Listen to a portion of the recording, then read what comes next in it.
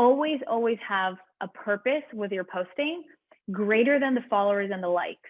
Like, I know that they're making more sales. I know that people have this pattern, but it's not the main reason why they're making more sales.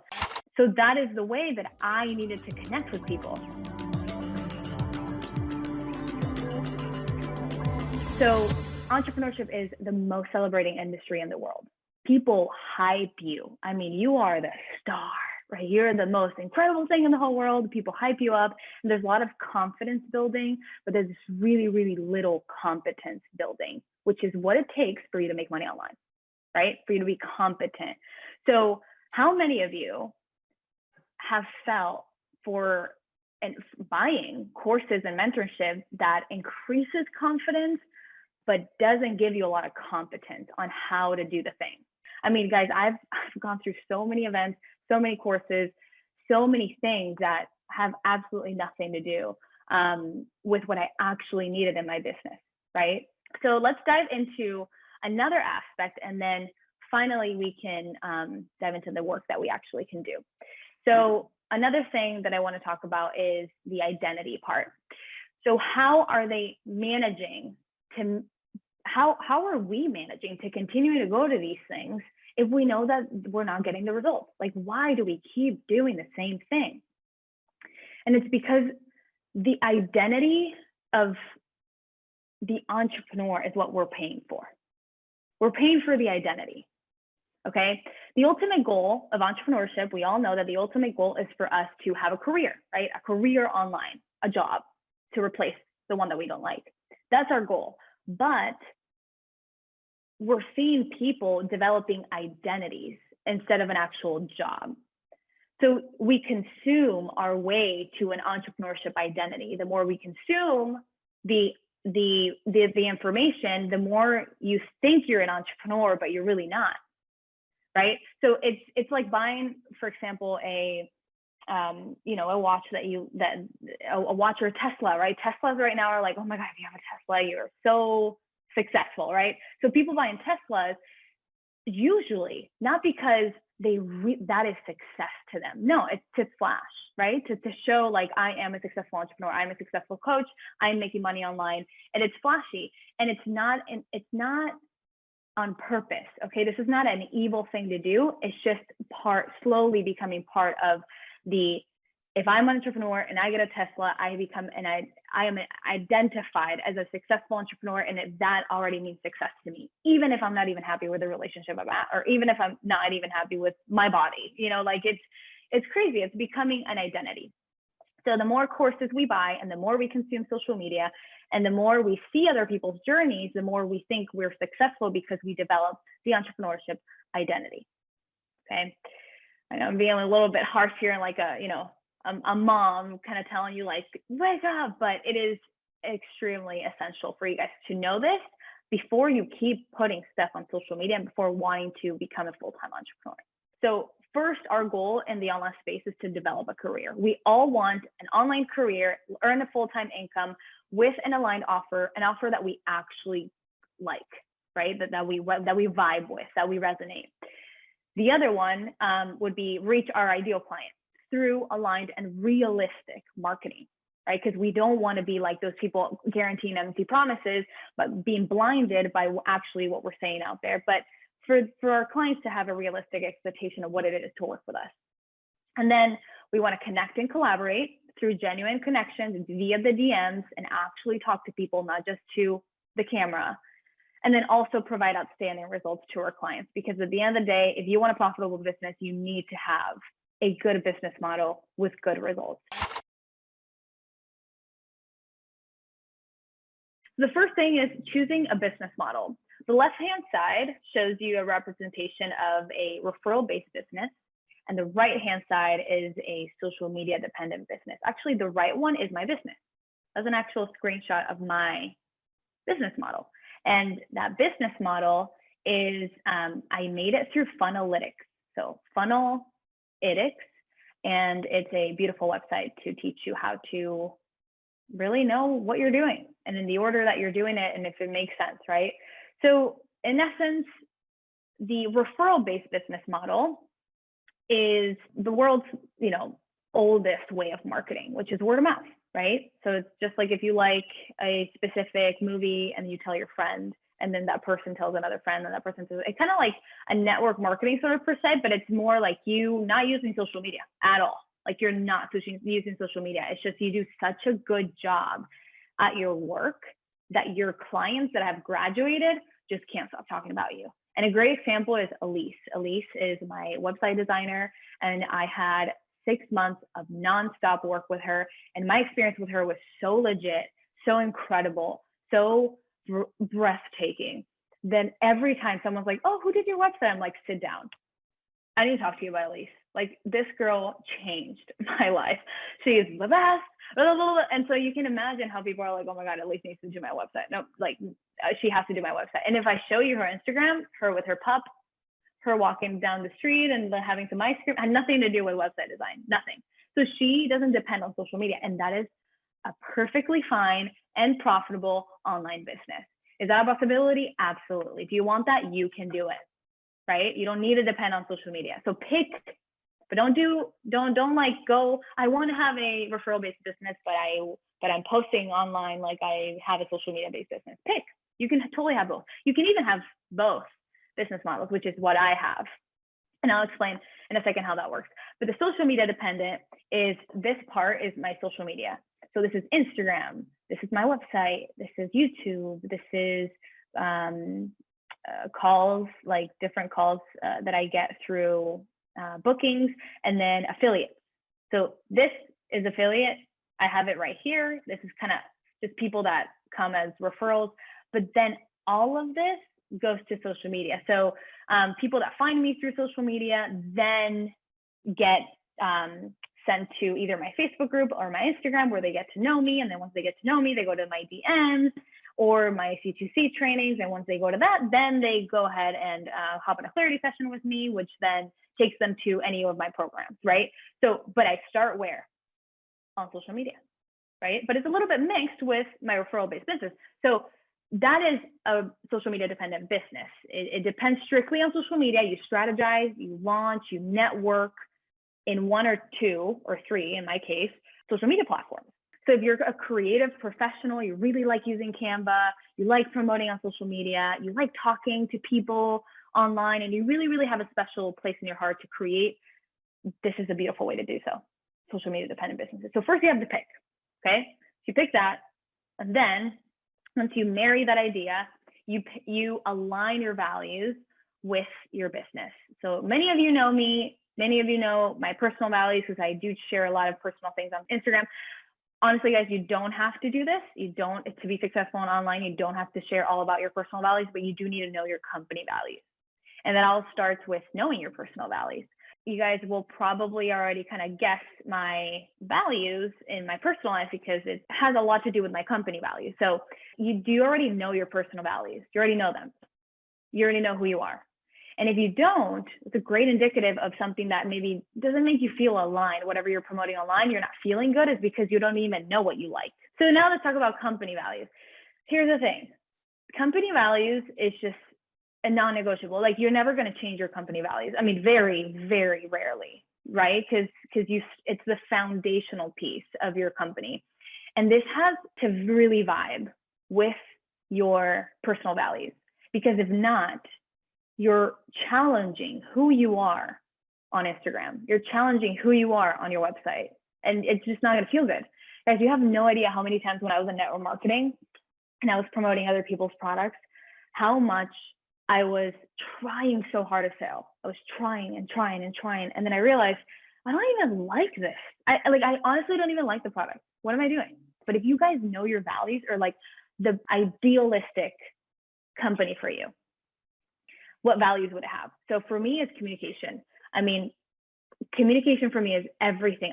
You can even ask Paula. Paula is my beautiful assistant. She's every single time, I'm like, what's the intention? How's everyone feeling? Talk to me. Like, I'm always like, you need to tell me how you feel, right? And that for me is incredibly important. Resourcefulness. I love, and it's like such an incredible feeling when people they investigate on their own before they ask me, right? So it's like a client, for example, I saw that if they say, I saw that in the platform, you put this, what do you mean by that? Oh, I love it. because they took the initiative to look first and then ask me. But when people are like, I don't know where this is, have you even tried? You know, like that gets me. So resourcefulness for me is like, oh, it's everything.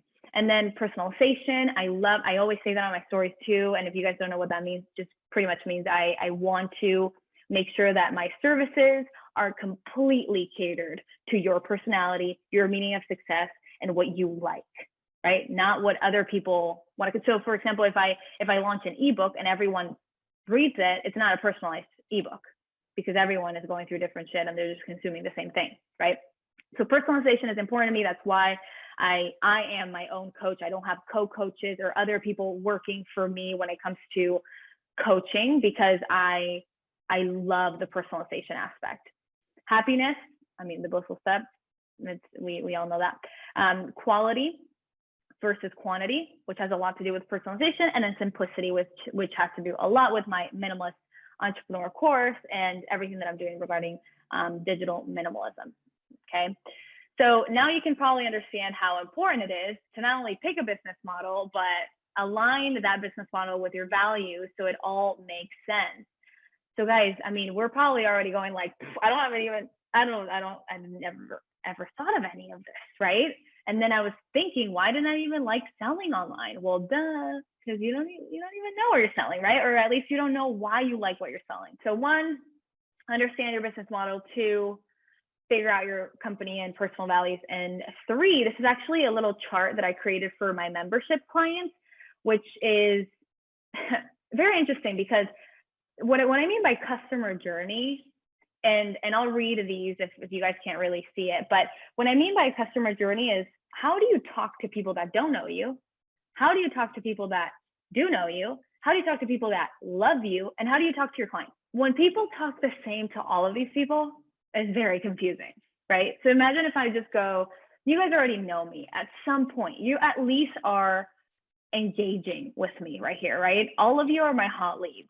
You guys are like hot leads for me. So the way I talk to you is not going to be the same thing as a stranger when I go as a guest speaker in a random, public speaking event, right? I'm not going to go like, this is bullshit. I'm not going to say that because I don't know them and they don't know me. And that's not the first impression I want to like have on my people. So the way that you talk to these people is so important with what you do online. So for example, understanding the first question here is like, what is this lead doing or thinking when they see you for the first time? How about when they've been seeing you a lot, right? And they revisit your profile or revisit your website? How about when they love you already?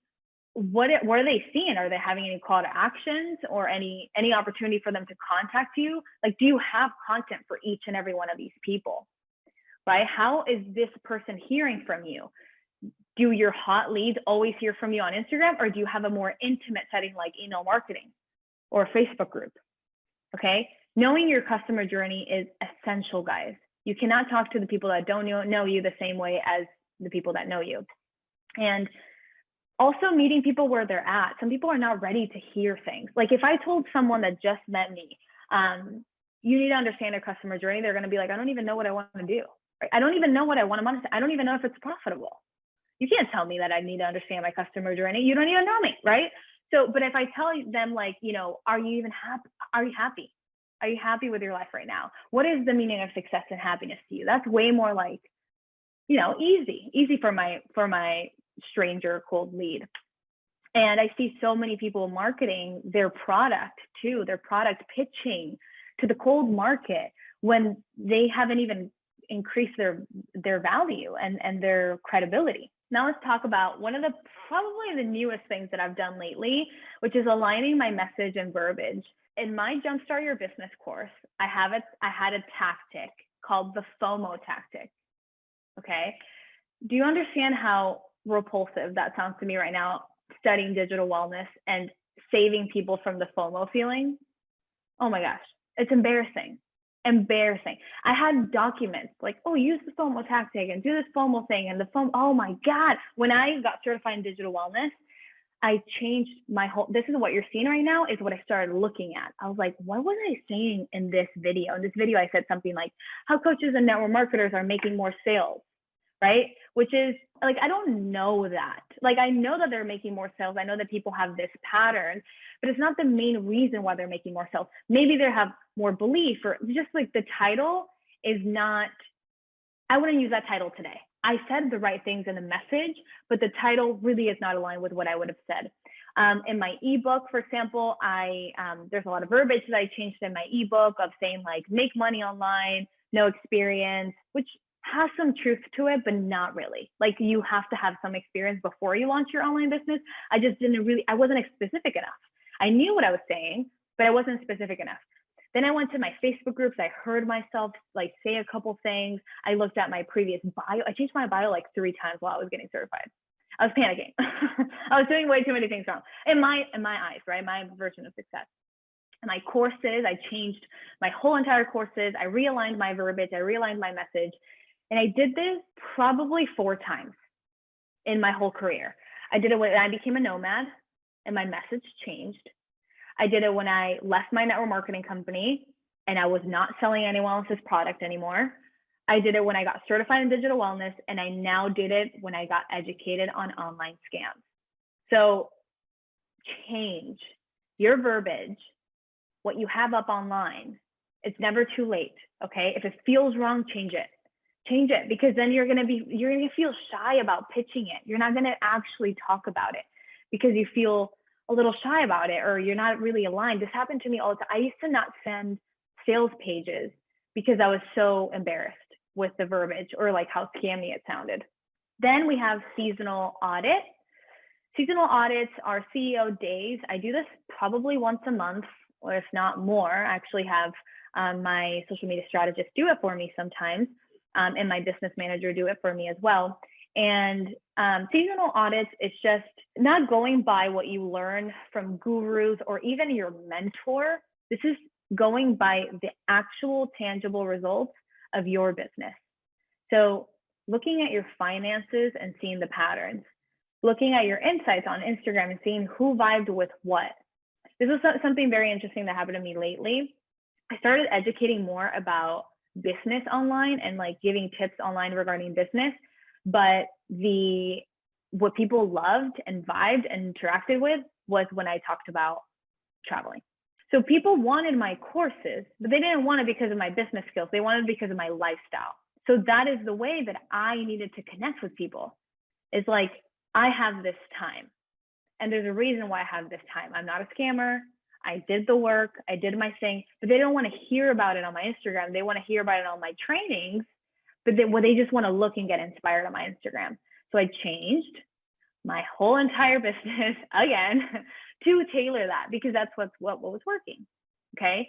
So guys, when was the last time you checked your stats and actually developed a strategy after checking the stats, instead of just going, I just had more likes, like, oh, this post did great, awesome, satisfaction. Okay, let's create another one, right?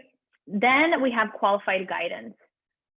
Please do not buy, download, or read any more shit that doesn't have to do anything with what you need in your business. Stop it.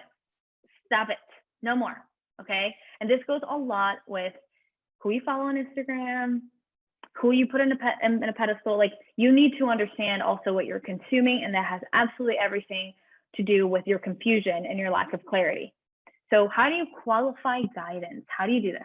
Well, first off, always hop on a call with these people that you're trusting to really see if they're trustworthy, or go on to their webinars. Like, for example, right now, the type of, my intentions, my values, what I'm saying, the way I coach, the experience I've had, me. Okay. Now you went beyond Instagram. So when you go back to Instagram, what you're going to get from me. And another way to really see that they are qualified guidance or someone worth listening to is just asking yourself, what they're telling me that they can guarantee me, or what they're saying that they can provide, that the solution that they can provide, is it actually what I need? And you're only going to know by the CEO days, right? So if you see in the CEO days, my engagement is going nowhere, I have no paying clients, nothing's working, my launches are always flopped, like I can't even sell, right? Then you know that you need to look for a business mentor or someone that specializes in sales, whatever it is, you don't just Google and look at what one person posts in a blog and then just all of a sudden, cure your problem. No, you hop on a call with these people. Clarity call. Hop on a call and see what happens. It's better for you to actually physically know these people than just assume what you need to do. Then quality versus quantity. And this goes all around. Quality of your clients makes you actually enjoy online business. So qualifying your clients with forms and discovery forms or discovery calls has been a game changer for me. The content that you're creating, stop, realign, and post. Okay, don't post to post. Always have a purpose with your posting greater than the followers and the likes, right? So for example, when I audited my stuff and I was like, people really just like to know my lifestyle. They like to know what I do regarding my lifestyle. They like to know my nomad living. And that's how people get really stoked about the online business, because of the freedom or whatever it is. Let me tell them about my lifestyle, right? So I'm more intent. I stopped posting business stuff that they really get annoyed and panicky about. And I started posting more intentional lifestyle things with a little bit of business advice, obviously, because I'm not an influencer here. Relationships. Quality of relationships, the quality of, if you have a team or a community of entrepreneurs and you don't vibe with the way that they sell, don't hang out with them, because that's what you're inputting and that's what you're giving to your clients. And this goes the same with the people that you live with. If you don't have good relationships and you don't have a good environment, you're not going to get a good input, and that's going to reflect in your business. Quality. And then lastly, conversations. Dedicate time to the people in your service. This is probably the most important one, because some people just look for quantity of leads. So for example, I've had 100 people register for my webinar in the past. And I had 15 people register for the English webinar. That is like, what is it, like 20%? Not even 20%. I mean, almost none, right? Does that mean I'm a failure? Absolutely not. Because I know that the ones that are hopping on and watching the recording are quality. Those 100, do you think those 100 contacted me? No, they barely got the emails. They just clicked because, again, the consumer mentality, right? And so it gives me the gratification. There's 100 people registered for my webinar. But if that doesn't convert to clients, why do I really need the 100 for, right? So quality of conversations. Dedicate time to the people that need your service. If there's one person that paid attention to you, one person, you dedicate that time to them, even if it's one. So let's go back to what to the types of advertising. These were the advertisements that I trusted, that I liked. I thought they were so real, right? So this one says sales page in a day. I believe that. I can make a sales page in a day, no time, right? Especially with guidance, and especially if it's free. Oh my God, I would totally go to this, right?